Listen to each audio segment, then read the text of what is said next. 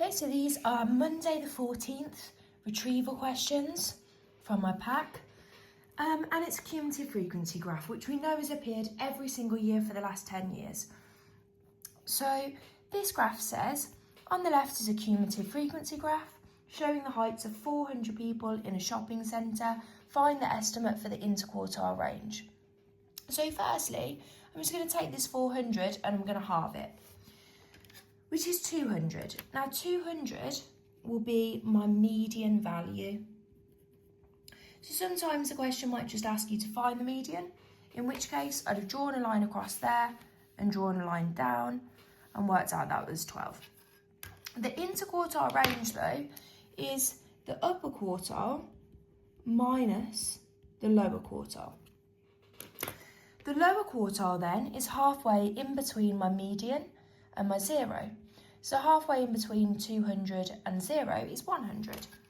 So I'm going to find where 100 will be, which will be here on my graph.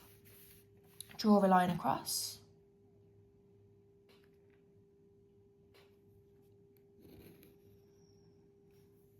And then draw a line down. Use a different pen. And that is my lower quartile. Okay, 100 is not my lower quartile, it's where I find that value. The upper quartile then is just in the middle of the median and the maximum. So that'll be 300. But if you're struggling to find that because it's harder numbers, just do your median plus your lower quartile number. So 300 is going to be here. Draw a line across to your curve as accurately as you can. These lines get you marks sometimes, so draw them in. Draw a line down. 14, it's not always going to be a nice exact value, this one just is. That's my upper quartile. So my interquartile range is 14, take away 10, which will be 4. Okay, next question on the retrieval is sketching. So these are cubic graphs. I can see it's a cubic because I've got 3 x's here.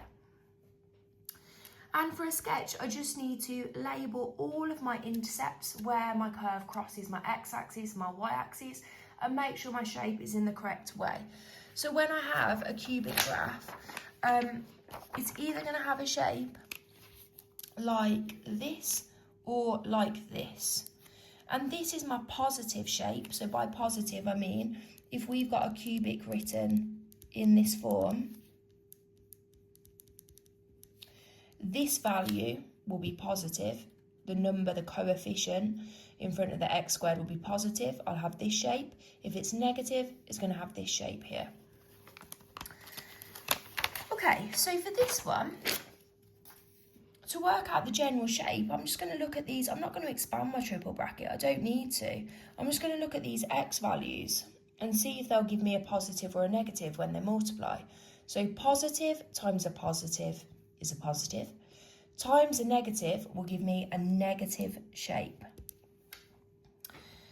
Then we'll find out our intercepts. So to do that, we just imagine that this bracket equals 0. So x plus 5 equals 0 means x will be minus 5. X minus 3 equals 0 means x is 3.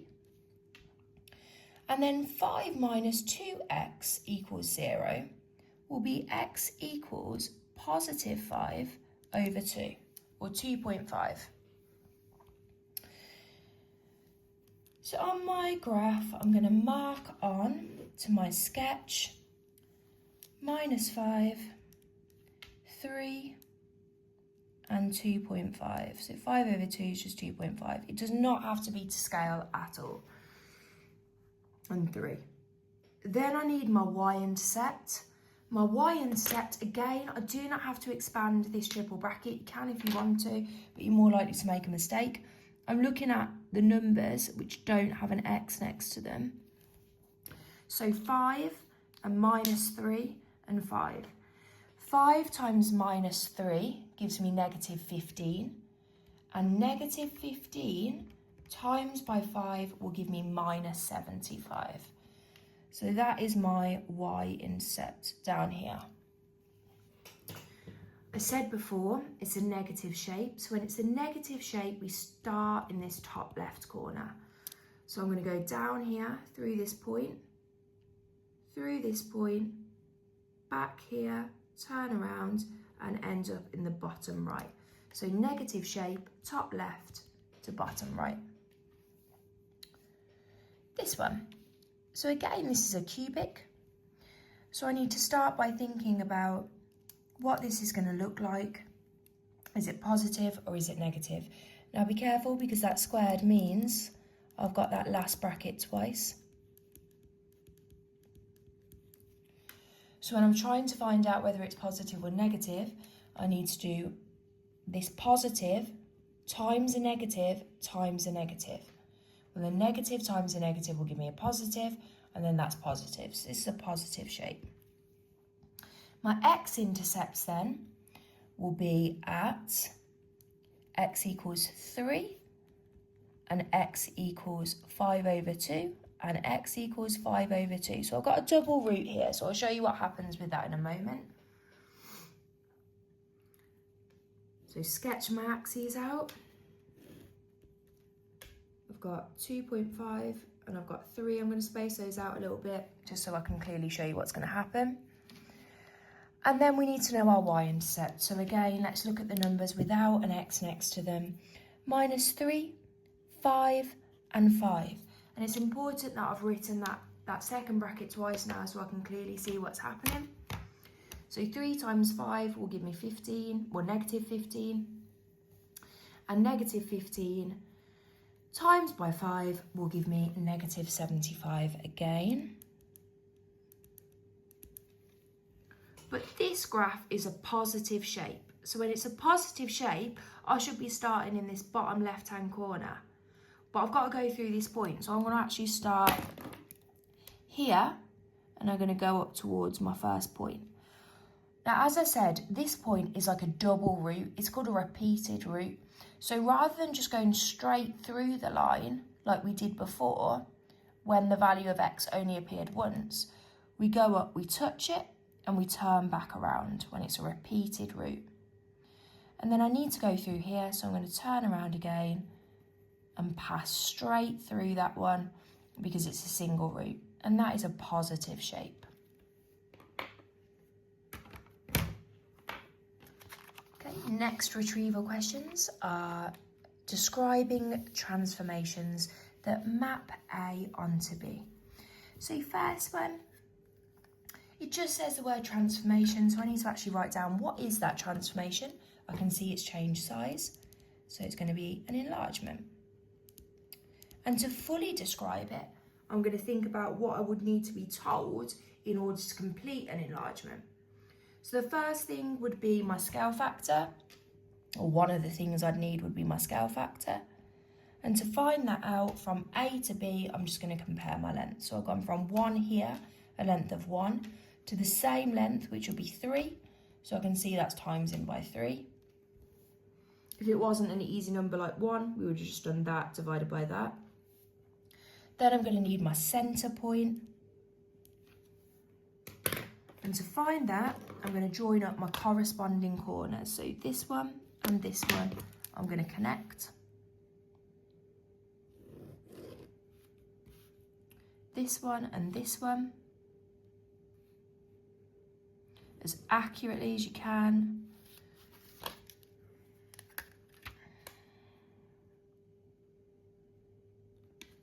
I can already see they're meeting at a common point, so I know I've probably done something right. Okay, and they all meet at that point, so the coordinate of that point is my centre of enlargement, and that's going to be 4 and -1. Next one then. So this shape looks pretty much exactly the same. It could potentially have been some kind of no, it wouldn't be a rotation because it hasn't spun around. It looks the same. It's just literally been picked up, moved to the right and moved up. So that tells me it's a translation because it hasn't changed size, it hasn't flipped, it hasn't rotated, spun around. So I'm writing down the word translation. And to describe a translation, I have a vector. To find that vector, I need to compare the same point on each shape. Doesn't matter which one you pick, but it has to be the same one. So if I've gone top left on here, it needs to be top left on here. Don't just count the nearest distance between them, you won't get it right. So A to B, so I'm going 1, 2, 3, 4, 5 to the right. Now the top number in a vector tells me if I'm going right or left. So that's going to go on the top. And when it's right, it's always positive. I'm going 5 right, so it's going to be a positive 5. The bottom number tells me if I'm going up or down. So once I'm here, I have to go 1, 2, 3, 4 up. And because I'm going up, it is a positive 4. If it was down, it would be a negative. But don't switch those round. The top number's always left or right. The bottom number's always up and down. Okay, next one. So this one here, it looks like that shape has spun around, which tells me it's going to be a rotation. So I'll write that word first to make sure that I get all of my marks. And I need to find a centre of rotation. Again, making sure I know which shape I'm going from and which shape I'm going to. So I'm going to draw on A.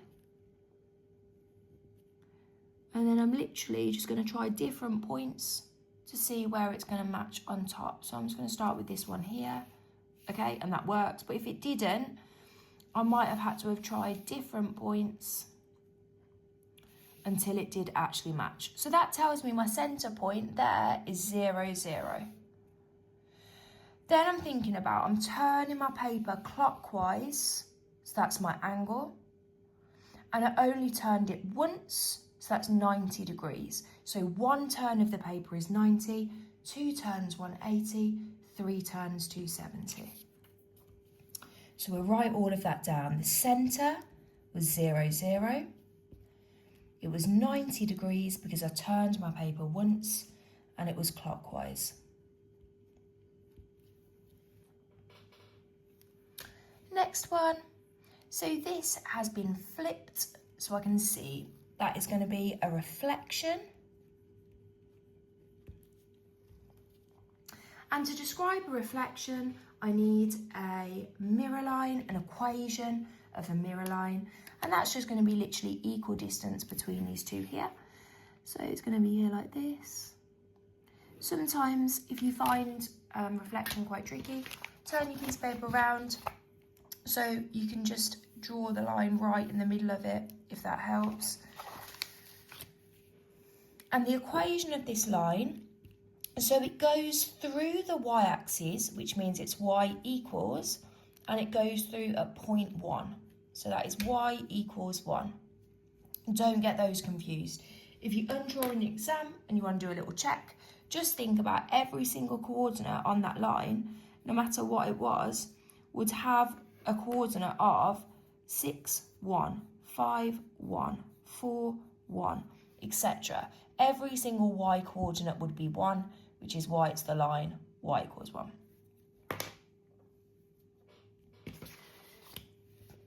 Okay, now we're going to complete some transformations. So the first one we're going to do is we are going to enlarge this shape by a scale factor of 3, and it should say about P, just cropped off a little bit. So we will start off, and as I said in a previous video, when I enlarge shape I always use vectors because it always will work. So I'm going to have this as my little orange point here, and because it's about P, that is where I am always going to start counting from. Always. Not from this coordinate, not from this point, always from here. So I'm going 2 left, so that'll be -2, and then 1 up.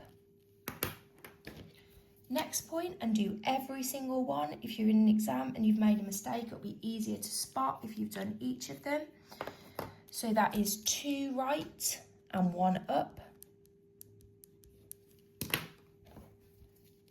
This one. So that's 1 left, so it'll be -1. and 2 down, so -2. And then finally,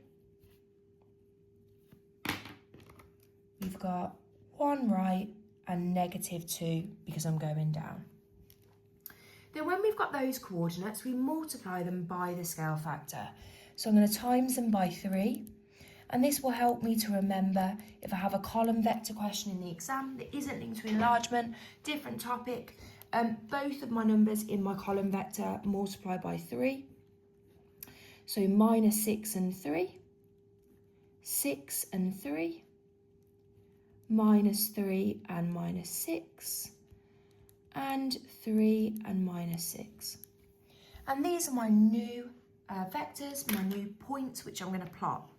And I'm going to start from my start point, not from the orange corner, from my start point. So 6 left and 3 up will be here. 6 right and 3 up.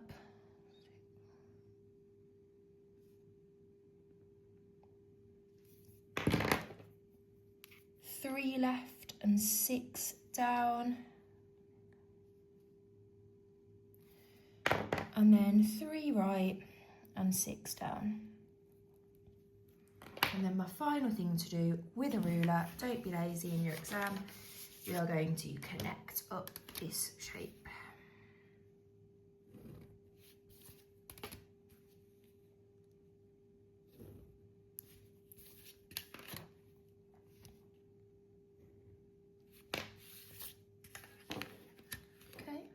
And I can see from comparing my points that that is 3 times as big. Okay, next one, this translation.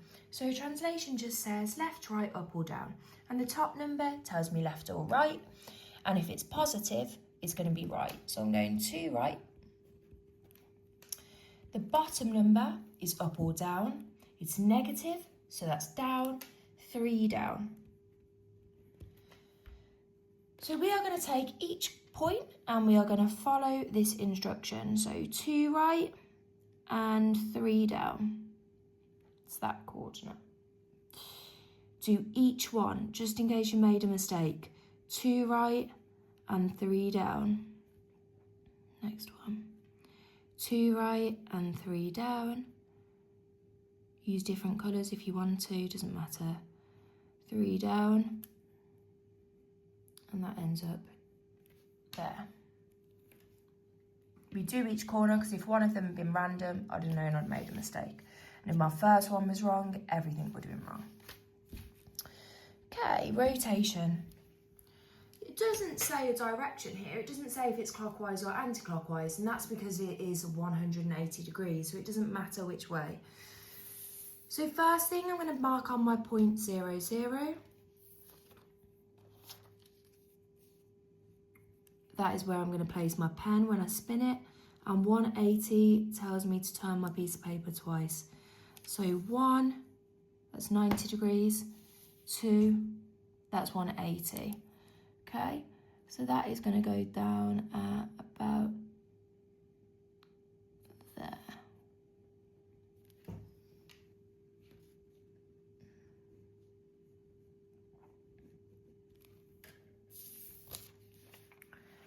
Reflection, so reflect triangle A in the x-axis. If you find reflection hard, there's a little trick that you can do, where if you just mark 2 points on the line that you're reflecting in, which is this line here, I'm going to mark one with a cross and one with a little circle. If you find it tricky, then when you can use your tracing paper.